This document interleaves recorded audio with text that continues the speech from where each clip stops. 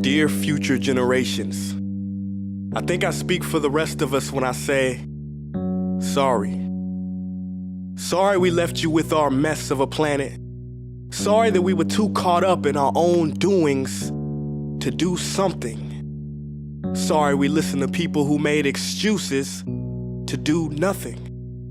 I hope you forgive us. We just didn't realize how special the earth was. Like a marriage gone wrong, we didn't know what we had until it was gone. For example, I'm guessing you probably know it as the Amazon desert, right? Well, believe it or not, it was once called the Amazon rainforest, and there were billions of trees there, all of them gorgeous, and... Oh, you don't know much about trees, do you? Well, let me tell you, trees are amazing. I mean, we literally breathe the air they are creating. They clean up our pollution, our carbon. They store and purify water, give us medicine that cures our diseases, food that feeds us, which is why I'm so sorry to tell you that we burn them down. Cut them down with brutal machines, horrific, at a rate of 40 football fields every minute. That's 50% of all the trees in the world gone in the last 100 years. Why? For this. And that wouldn't make me so sad if it weren't so many pictures of leaves on it. You know, when I was a child, I read how the Native Americans had such consideration for the planet that they felt responsible for how they left the land for the next 7 generations. Which brings me great sorrow, because most of us today don't even care about tomorrow.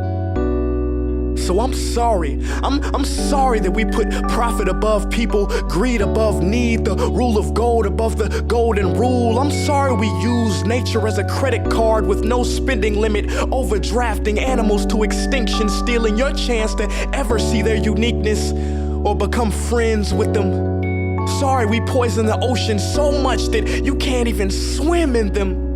But most of all, I'm sorry about our mindset, 'cause we had the nerve to call this destruction progress. Hey Fox News, if you don't think climate change is a threat, I dare you to interview the thousands of homeless people in Bangladesh. See, while you were in your penthouse nestled, their homes were literally washed away beneath their feet due to rising sea levels. And Sarah Palin, you said that you love the smell of fossil fuels. Well, I urge you to talk to the kids of Beijing who are forced to wear pollution masks just to go to school. See, you can ignore this, but the thing about truth is, it can be denied, not avoided. So I'm sorry, future generations. I'm sorry that our footprint became a sinkhole and not a garden. I'm sorry that we paid so much attention to ISIS and very little to how fast the ice is melting in the Arctic. I'm sorry we doomed you, and I'm sorry we couldn't find another planet in time to move to. You know what? Cut the beat. I'm not sorry. This future, I do not accept it, because an error does not become a mistake until you refuse to correct it. We can redirect this. How?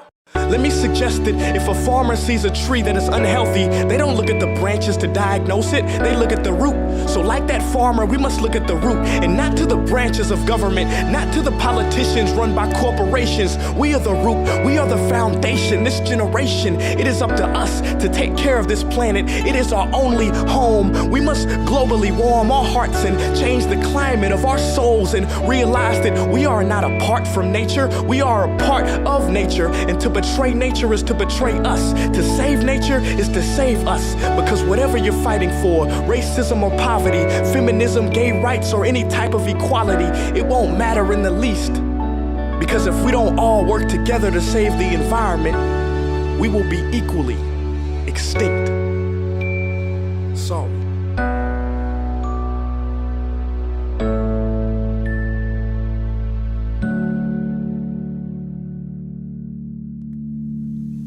Hey guys, for the past several weeks, I've been here in Africa, the heart of Africa, witnessing the horrific destruction of the rainforest, which inspired me to write this piece.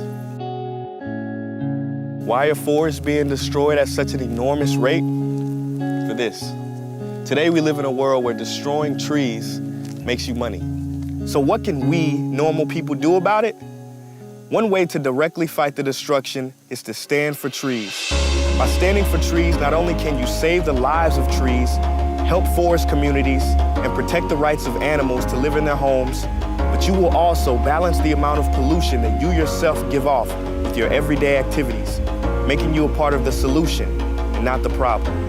This is the option that I chose. But whatever way that you choose to stand for trees, do it. Because a wise man once said, when the rivers are all dried up and the trees cut down, man will then realize that he will not be able to eat money.